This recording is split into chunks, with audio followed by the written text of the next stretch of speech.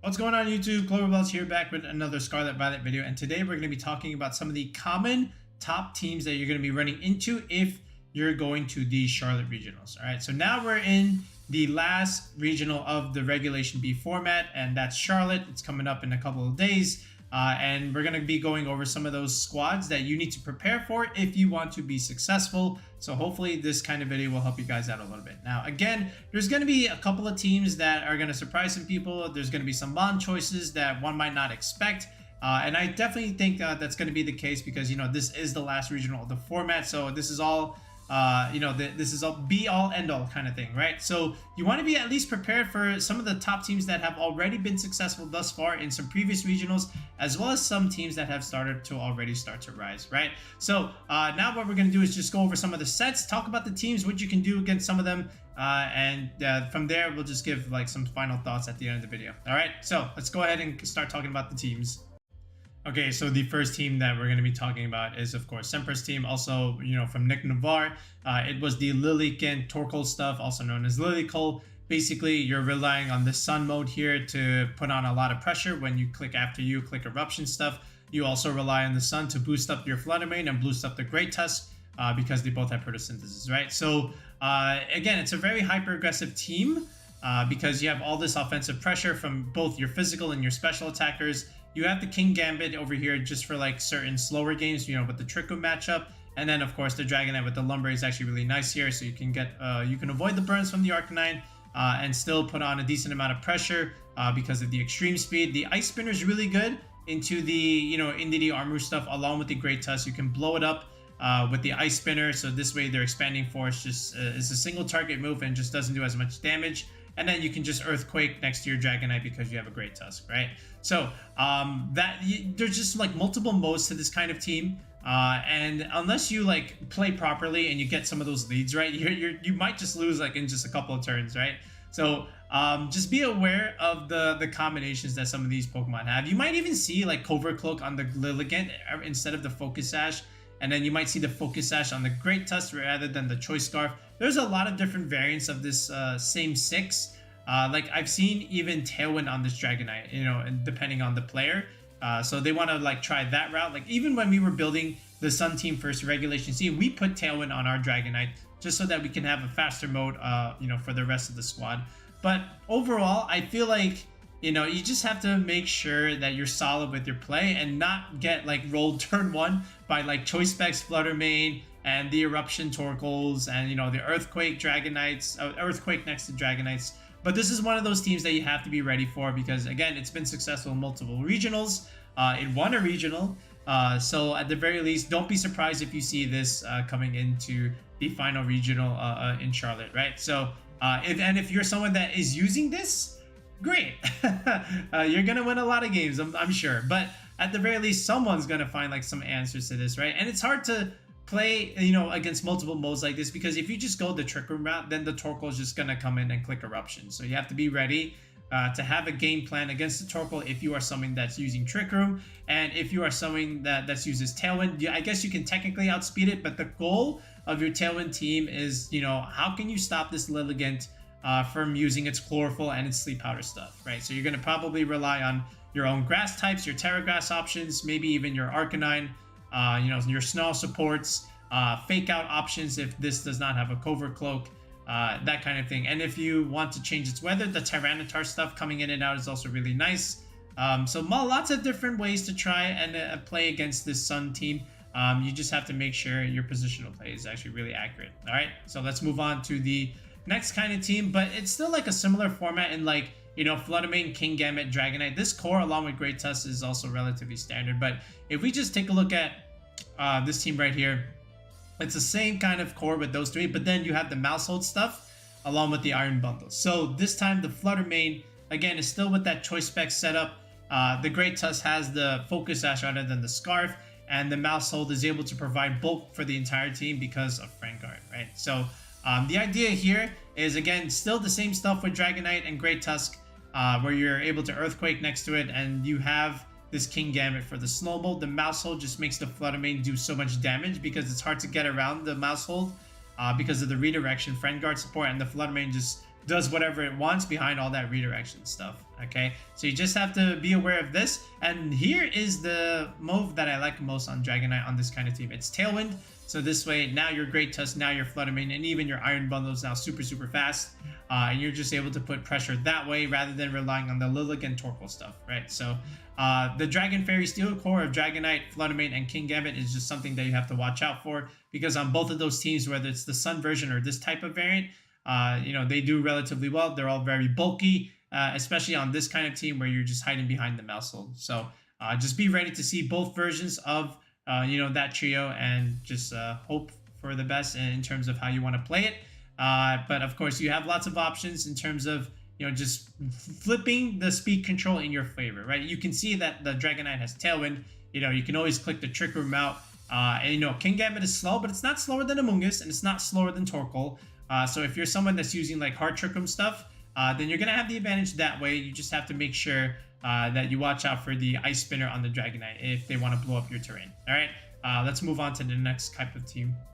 Okay, so the next type of team that I want to look at is, again, this either you want to call it Roaring Moon balance or like Palafin balance. So the idea here is to rely on your Fighter or Grass core of like Arcanine, Amoonguss, and Palafin, you know, and support your Paradox Pokemon, you know, of Roaring Moon, Iron Hands, and FlutterMane. So this Roaring Moon has Dragon Dance support, which is really nice, because then you can start going for like Adamant sets, start dealing a bunch of damage behind the attack boost, and then the speed boost comes from the Dragon Dance. So you don't really need Tailwind, but sometimes you can have Tailwind on this Roaring Moon, so it depends, and you have open team sheet, so just be aware. And then you have the combination of Iron Hands, Palafin, where, you know, you hard switch the Palafin turn 1, then you volt switch out into the Palafin again and bring something else in, like maybe the Arcanine or maybe the FlutterMane or Roaring Moon, whatever you want, depends on the opponent, but that's their type of play. And then you also just have the sheer offensive pressure behind the FlutterMane because it is choice specs. And then the Amoonguss just comes into those Trick Room games. And because the Palafin has Haze, this means that the Clear Smog is now gone from the Amoonguss. You're able to opt for Protect, and you know, you have better positional play because you have Protect on your Amoonguss, right? So again, another offensive team that is a little bit slower than the Torkoal Liligant stuff, okay? It plays more balance, it plays more positional play, right? This is not just like click after you click Eruption, right? And all nitty gritty. You actually have to try and get your Palafin in position because, you know, of course, in the beginning, it doesn't do as much damage as you would like until it becomes 0 to hero from the ability, right? The Arcanine with the safety goggles is really good at getting around the Amoonguss stuff.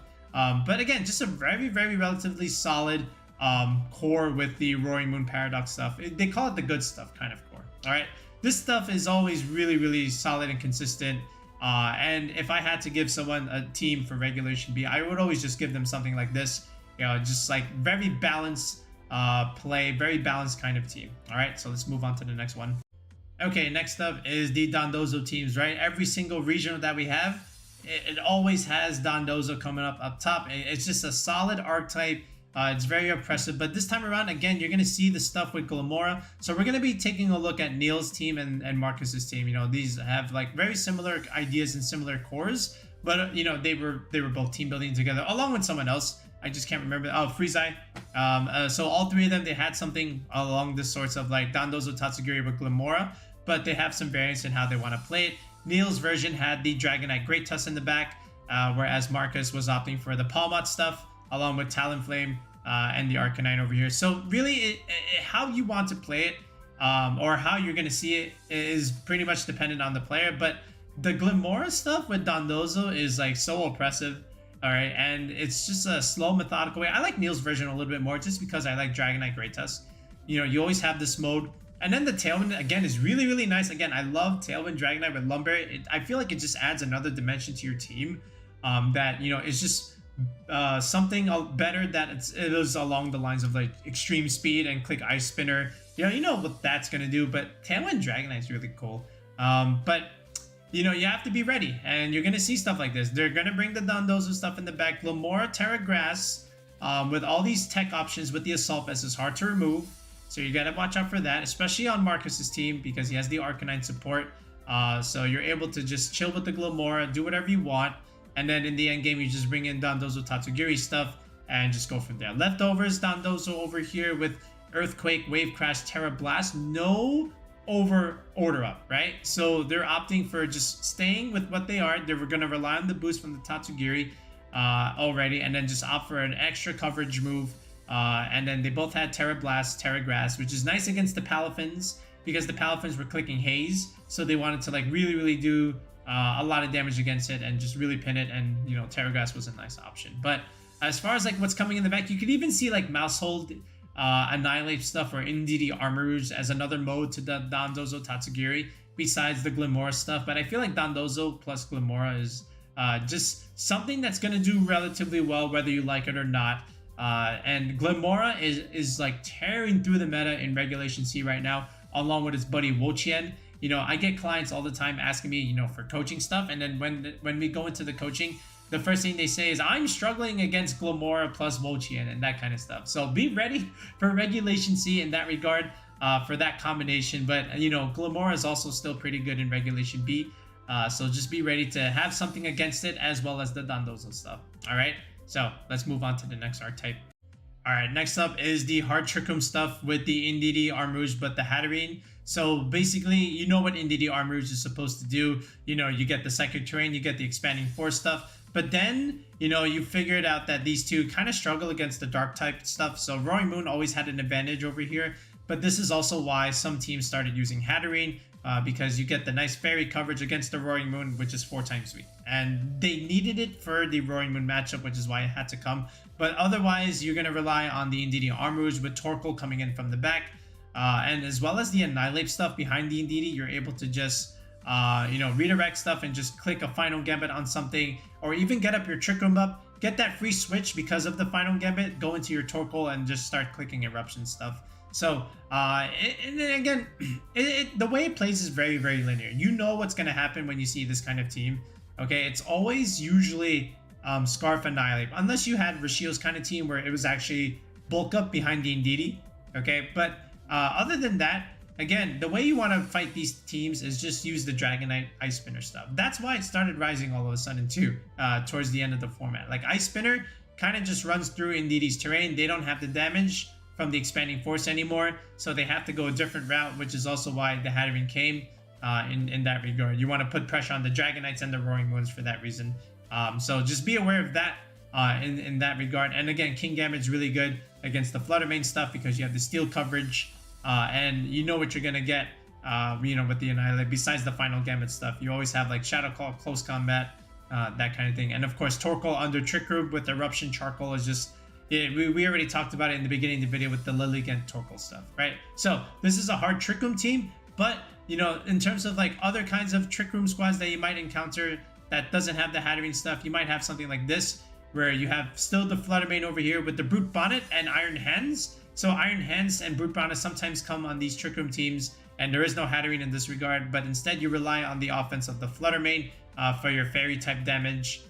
In that sense. So again, another hyper offensive, not really hyper offensive, but another offensive team that relies on, you know, special attack damage with some physical damage, you know, with the Brute Bonnet, Iron Hands. Sometimes you might forgo the Iron Hands and see like Roaring Moon in this slot with Dragon Dance, especially next to Indeedee and the Brute Bonnet.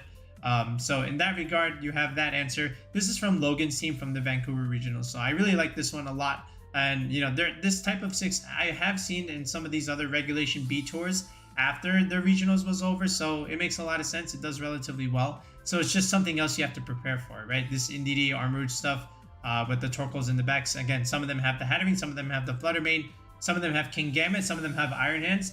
You have the variants, but more or less the way they play is similar, just, you know, different options depending on the mons of choice. But again, if you're going to Charlotte, expect to see these type of Trick Room teams. All right, let's keep going.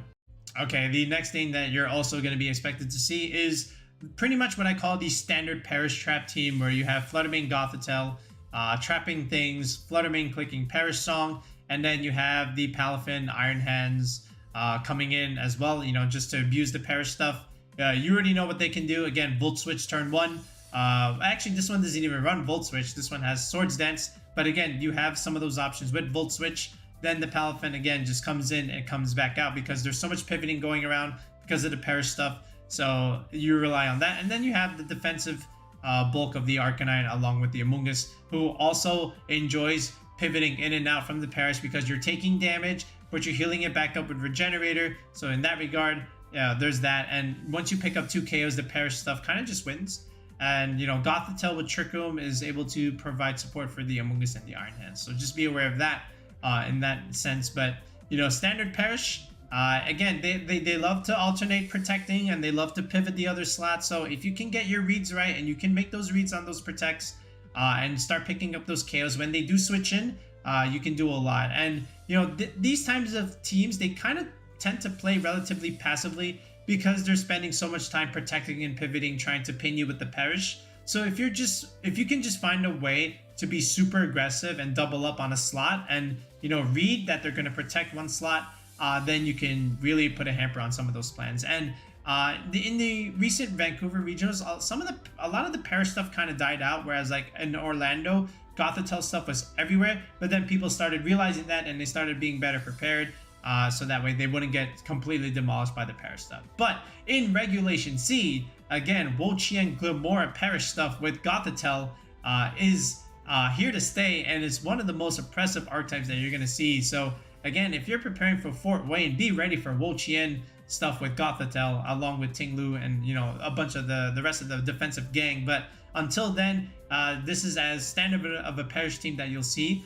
But in terms of like Gothitelle FlutterMane stuff, you'll also see Toller Webb and Yotam Chen's team. So if we just build, Yotam Cohen, if we just bring up their Knoxville squad. So remember the Talonflame Tyranitar stuff. And this is a similar kind of team that we had, except instead of the FlutterMane, we had the Sylveon over here. This is the team that, you know, we kind of gave our good buddy Philip Cohen, who also got 40 CP from the same turret. But the idea here with the Tyranitar GreatTusk stuff, especially with the Assault Vest Tyranitar Terra Flying, is just like, again, another kind of hyper aggressive team that still has options for slow mode, especially with the Gothitelle just trapping things in, clicking Thunder Waves, clicking Taunts. The FlutterMane choice specs is, again, super annoying behind the Tailwind stuff of GreatTusk and the Talonflame. So just be ready for, you know, this kind of play. Again, you might even see the Perish stuff between these two. They may change the sets. You know, the Mons may be the same. I've seen that stuff go around because thank God for open team sheets. Otherwise, you know, you might get surprised. But this is the other kind of Gothitelle FlutterMane team that you're going to see. All right, so just be ready for that. All right, next up is the Maushold Annihilape stuff. So with Maushold and Annihilape, again, you know what you're getting with the beat up stuff and the powerful Rage Fist is the powerful Drain Punches. And then you have the idea of clicking Bulk Up next to the Friend Guard. Maushold, you know, you're just able to absorb a lot of damage and start setting up these Bulk Ups. This one, I believe, was a team from Knoxville as well. And again, with the Arcanine here just providing more support with the Intimidate and Snarl stuff, you're just able to mitigate so much damage, and then you're able to set up safely. Here, even Goldango with Weakness Policy, Nasty Plot stuff behind the Maushold is also relatively easy to set up just because these type of Goldangos tend to run a lot of bulk, especially behind the Maushold, so you're just able to put on pressure that way.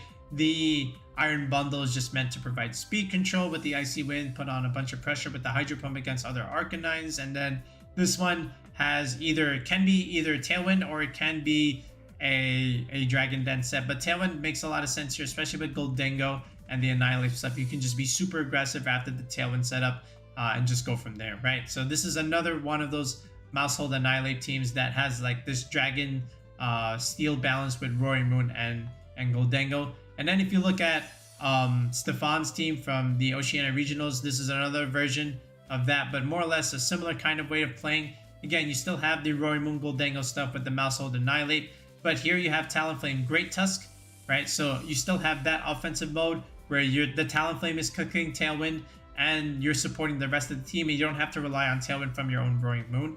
Now, Stefan had like, you know, Tailwind, Roost, and Snarl. This is like an offensive and a defensive Roaring Moon, which I like a lot. You know, Snarl is actually really, really interesting. So you're using the Roaring Moon to support the rest of the team as well, where you're relying on the offense of the Annihilape, Goldango, and the GreatTusk, which honestly makes a lot of sense. So this is another variant of those Maushold and Annihilape teams. But again, that duo as a whole is something you need to respect.